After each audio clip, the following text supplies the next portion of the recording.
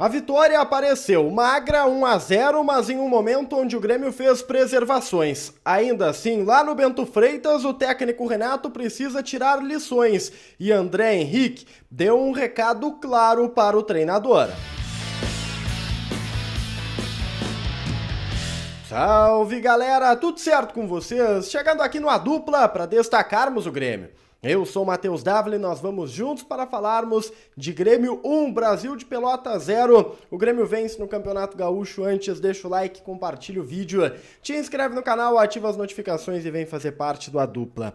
A gente precisa destacar aqui, primeiro ponto, tá? A vitória do Grêmio, ela foi muito importante para efeitos de tabela de classificação, evidentemente, mas ela serve também para uma análise um pouquinho mais aprofundada do grupo. Afinal de contas, o técnico Renato ele fez mudanças no time, promoveu ali algumas entradas, deu minutagem, o Dodi fez a sua estreia como titular. A gente pôde ver alguma coisinha, sabe, mesmo que pouco, mas de diferente. O PP começou o jogo numa função mais adiantada de criação, já que o Cristaldo estava sendo preservado. É um teste do Renato. Um esquema um pouquinho diferente, né, com 3 meias, que nós podemos traduzir ali na frente para um experimento com Vilhaçante, Carbajo e também com o PP, um tripé de volantes. Ou daqui a pouco mudando um pouco isso, mas tirando a figura deste meia de criação, o Renato, ele gosta por vezes de jogar assim dependendo do adversário. E aqui na figura do Dodi, tá, como pilar deste meio campo hoje, já que ele fez a primeira função, eu gostei. O Dodi foi bem, o Dodi foi equilibrado, só que também é verdade que o time do Brasil de Pelotas é muito fraco, muitíssimo fraco. Defensivamente, o Grêmio não foi testado. Ainda assim o Dodi foi bem, fez a dele. O Marquezin só não foi mais um espectador do jogo, porque no final o Daronco marca uma falta completamente inexistente do Rodrigo Eli, vamos lá, não foi falta, e ele faz uma defesaça de falta ali aos 44 minutos do segundo tempo, né? Uma baita defesa do Marquezin, mas fora isso, não trabalhou. O que dá para tirar então deste jogo contra um adversário muito fraco? O Grêmio, no primeiro tempo, neste esquema diferente, preservando peças, não criou. De novo, é um problema recorrente, inclusive, do time titular. Mas o Grêmio foi um time previsível, que pelos lados do campo estava muito torto, tá muito torto. Na figura do Nathan Fernandes pelo lado esquerdo, o Grêmio jogou muito mais, chamou muito mais a responsabilidade, mas sem a efetividade necessária. E lá pelo lado direito, o Bessosi deveu. Ah, mas é início de temporada, o Bessosi é bom jogador, beleza, tudo isso eu vou aceitar. Mas o Bessosi no Grêmio não aconteceu. E ele acabou sendo envolvido pelo lado esquerdo da defesa do Brasil de Pelotas e pouco criou. O Nathan Fernandes ainda chamou a responsabilidade, ainda foi um pouquinho mais efetivo, mesmo que pouco, mas foi um pouquinho mais efetivo do que o Bessosi. Só que o Renato viu tudo isso. E ele muda no intervalo.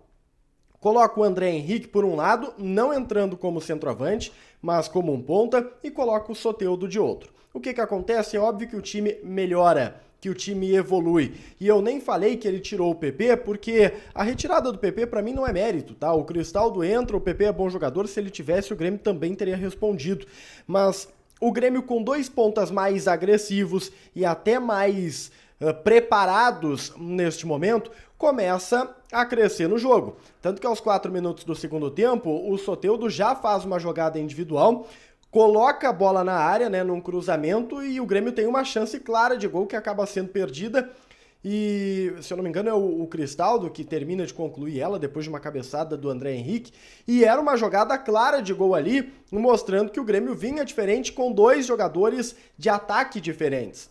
O Soteldo muda esse time do Grêmio quando entra, mas ele não mudou sozinho. Por mais que ele tenha sido uma das figuras importantes do segundo tempo, ele ainda assim está atrás, na minha avaliação, do Vilhaçante, que foi o homem do jogo. O Vilhaçante é um jogador que hoje ele é o craque do time do Grêmio, tá? Se eu tiver que escolher o melhor jogador do time, eu não voto no Soteldo como elenco, como composição. Para mim é o Vilhaçante. Jogador determinante, importante defensivamente, ofensivamente, não à toa sai dos pés dele a jogada do gol, num drible de corpo maravilhoso pelo lado esquerdo, num cruzamento muito bem pensado para o meio da área, rasteira para o André Henrique só desviar e colocar para dentro. E aqui um capítulo à parte, tá? Aqui um capítulo à parte, depois de elogiar o Vilhaçante. O André Henrique deu um recado pro Renato claro hoje, tá? O André Henrique, ele entra e ele muda o jogo. Ele muda o jogo. Por quê? Porque ele é mais participativo, ele é um cara que tem, né, uma visão ofensiva muito, mas muito bem apurada. Ele entrou contra o São José e deu um passe para gol pro Reinaldo, que é um passe de quem sabe, de quem é dono da posição. E qual é o recado que eu digo que o André deu pro Renato? Ele precisa ser titular. A gente já viu o João Pedro Galvão. Eu entendo a ideia do Renato de dar ao João Pedro Galvão tempo para se recuperar, mas isso não pode prejudicar a ascensão de um jovem que é o André Henrique e que o Grêmio fez um grande investimento para comprá-lo no final da temporada de 2023. O Grêmio pagou 6 milhões de reais, já fazendo a conversão aqui, tá? Para ter 40% dos direitos econômicos do André Henrique. Deixa ele jogar. Ele vive uma fase muito melhor do que a do João Pedro Galvão. O Galvão, de novo, tá? De novo, não foi a peça que o Grêmio precisa lá na frente. E eu não estou dizendo que o André Henrique será, mas ele merece, pelo menos, ter a chance de começar um jogo e ter mais minutagem. Com um tempo de jogo bem menor do que o João Pedro Galvão, ele já tem um gol e uma assistência. E é um jogador que leva perigo ao gol. Além do gol marcado, no oportunismo dele, que era a ponta, mas já apareceu ali como um centroavante, entrando na área e fazendo aquilo que ele sabe fazer, ele colocou, tá? Uma bola no gol de cabeça, praticamente ali, né, numa jogada que era para ser gol, mas o goleiro foi muito bem. E levou perigo a todo momento. O Renato, ele precisa entender que por mais que o objetivo seja a recuperação de um atleta, ele não pode forçar esta recuperação em detrimento de um cara que vive uma boa fase. E o Campeonato Gaúcho também precisa ser um campeonato de afirmação para alguns atletas e pode ser um campeonato de afirmação para o André Henrique. Não, ele não é o meia, ou melhor, o atacante que o Grêmio está atrás para uma disputa de Libertadores. Não, ele não é, mas ele pode ser uma composição interessante de grupo. Ele pode ser esse jogador que vai entrar e vai resolver um jogo. Ele tem talento para isso. E eu espero que a partir de agora, depois de mais um bom jogo do André Henrique, o Renato comece a considerar esta questão. Só para fechar, eu não entendi por que o Gustavo Martins não jogou, tá? Não começou a partida. De novo o Rodrigo Eli começa o jogo, dessa vez do lado do Bruno Vini. O Bruno Vini, ok, ele precisa de ritmo, mas o Eli tá na frente. O Eli claramente tá na frente do Gustavo Martins e eu acho que o campo não tá falando isso sobre o Rodrigo Eli. Mas enfim, o importante é que o resultado apareceu.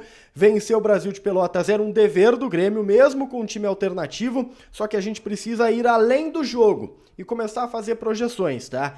E as projeções, elas são baseadas nos aproveitamentos dos atletas que vivem boas fases.